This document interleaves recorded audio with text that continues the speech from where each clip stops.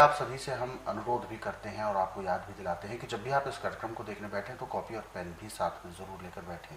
जो भी नुस्खे उपचार आपको बताए जाएं, जो सलाह दी जाए, उनको आप लिख ज़रूर किया करें ताकि आपके जहन में वो सारी बातें उम्र भर बनी रहे और ज़रूरत पड़ने पर आप उनका प्रयोग अपने स्वास्थ्य के लिए कर सकें। तो चलिए शुरू करते हैं आज के मुख्य विषय पर चर्चा।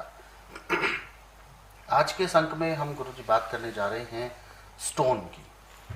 पथरी एक ऐसा रोग है जिसे कहते हैं कि हमारे शरीर में पत्थर इकट्ठे होने लगते हैं, कभी वो गुर्दे में, कभी पित्त में। तो ये पथरी की जो समस्या है, ये पत्थर हमारे शरीर में प्रवेश कैसे करते हैं और कभी कभी बहुत बड़े भी होते हैं, कभी छोटे होते हैं। ये पत्थर नहीं होता। अच्छा। जब आप मैदे की चीज़ें, तली हुई चीज़ें, बेटाइमा खाना खाते, पानी नहीं पीते, तो ये जाके पित्ते में, गुर्दे में, किडनी में, ब्लैडरी में, वहाँ जाके ऐसे बैठ जाता है जैसे पानी में पत्थर बैठता है। अच्छा, ये अनाज ही होता है, अनाज पत्थर का रूप लेता है। अनाज पत्थर का रूप लेता है। मेडिकल में तो इसका इलाज ऑपरेशन है, और मेरे पास किसी भी रोग का उपचार ऑपरेशन नहीं है। अच्छा। क्योंकि मुझे 10,000 जड़ी बूटियों की पहचान है जिनसे मैं उपचार करता हूँ, और मैं कभी भी रोगी से नहीं पूछता कि तुझे तकलीफ क्या है। रोगी 12 घंटे उसका पेट खाली है, रात 10 बजे से लेकर जब तक नाड़ी प्रश्न की एक बूंद पानी भी ना पिया है, ना कुछ का, तो नब्ज सारा कुछ बता देती है। फिर नब्ज जो चीज़ बताती है उसमें वो जड़ी बूटियाँ दी जाती हैं, अर्क के रूप में दी जाती हैं, पाउडर के रूप में दी जाती हैं, गोली के रूप में दी जाती हैं। जैसे जैसे उसका प्रभाव तेज हो वो नियम अपनाया जाता है।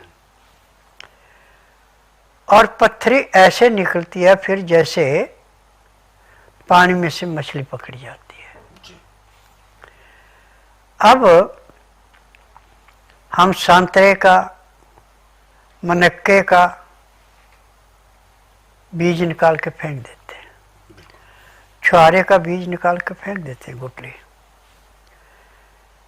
ये चीज़ें तो पथरी को ऐसे समाप्त करती हैं जैसे कूड़े करकट के ढेर को माचिस की तिल्ली जला के समाप्त करती है, परंतु इसका लेने का तरीका बड़ा अजीब है।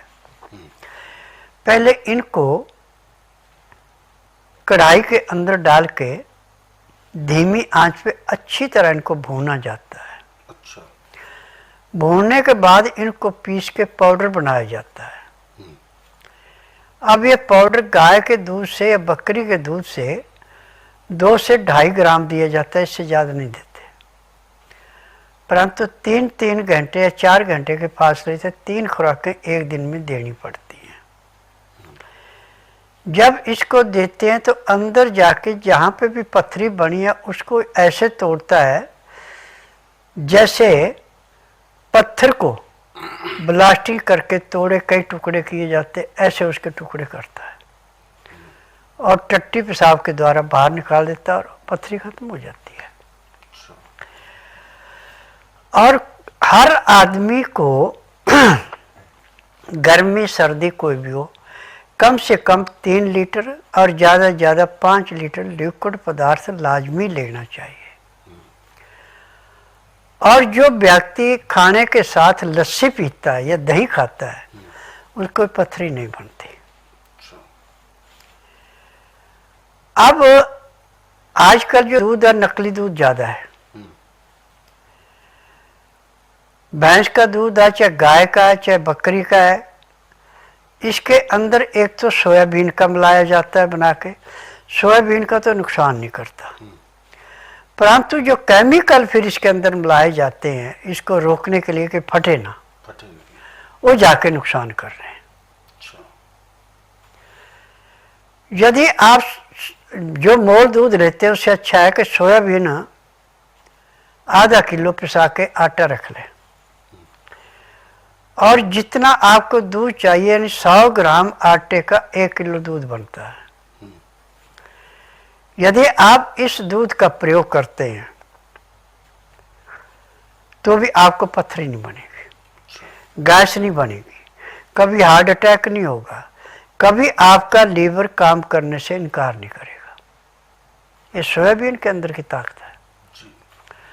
सोयाबीन पाचन शक्ति को बढ़ाने के लिए, पैंक्री से इंसुलिन बनाने के लिए, पेट को साफ करने के लिए, गुर्दे से पूरा काम लेने के लिए, बनाए हुए खून को शुद्ध करके तिल्ली से दिल को दिलाने के लिए एक किस्म का अमृत का काम करती है।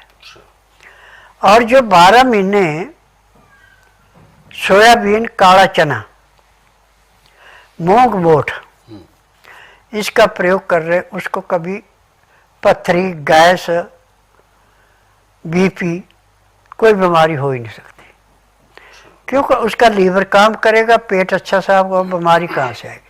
बीमारियाँ जितने भी है सब लीवर से हैं। जब आपका लीवर पचाएगा नहीं, पैंक्री इंसुलिन बनाएगी, बीमारी को निमंत्रण मिल गया। ये है इसके कारण। मेन चीजें लीवर और पैंक्री है। लीवर बनाएगा, पैंक्री इंसुलिन बनाएगी, आपको रोग ही कोई नहीं है।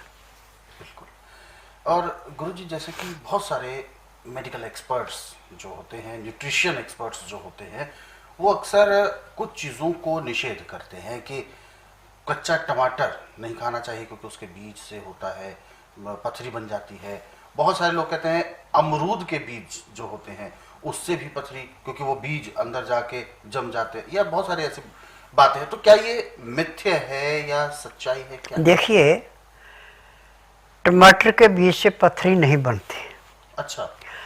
अमरूद के बीज को जितना आप चिबा के खाएंगे पाउडर बन जाएगा इसका, कब्ज को तोड़ेंगे। अच्छा। जब आपको कब्ज होगी तो पथरी बनेगी। कब्ज होगी तो पथरी बनेगी। तो पथरी बनेगी। आपको कब्ज नहीं होगी तो पथरी कहाँ से बनेगी? बिल्कुल। उन्होंने थ्योरियां पढ़ी हैं, उनका प्रैक्टिकल नहीं है। आज मैंने चाहे आयुर्वेद है, चाहे यूनानी है, चाहे होम्योपैथिक, चाहे एलोपैथिक है, मैंने डॉक्टरों को ये निवेदन किया है कि जिस रोग का उपचार आपके पास नहीं है, थक गए, उस रोगी को मेरे पास लाइए। आप बुधवार छोड़ के किसी दिन भी लाइए। जिस दिन लाना उस दिन रात्रि 10 बजे तक खिला पिला के, दातन कूड़ा कुरा के, बड़ी इलायची उसको मुंह में चूसने के लिए दे दे। ना तो मुझे उसकी बीमारी बतानी, ना कोई टेस्ट रिपोर्ट देनी। जब मैं नाड़ी परीक्षण करूंगा 12 घंटे उसका पेट खाली, मैं बताऊंगा ये बीमारी इतने साल पुरानी है, और उसी दिन 20% आराम भी करूंगा, क्योंकि मैंने जड़ी बूटियों पर शोध किया है। जैसे साइंटिस्ट दवाइयां बनाने में कई साल लगा देते हैं, तब दवाई उनकी कामयाब होती है। मेरी दवाई तो टेस्ट करने पे ज़्यादा से ज़्यादा 2 से 3 सेकंड लगाती, अपना रिजल्ट देती है। उदाहरण के तौर पे आपके दांत में कीड़ा लगा है, बिल्कुल, और आपसे दर्द बर्दाश्त नहीं हो रहा है। आप एलोपैथिक दवाई खाते हैं या डॉक्टर के पास जाते हैं, तो जो दवाई देगा उसको दांत की दर्द को सुन करने के लिए कम से कम 20 मिनट का टाइम लगेगा।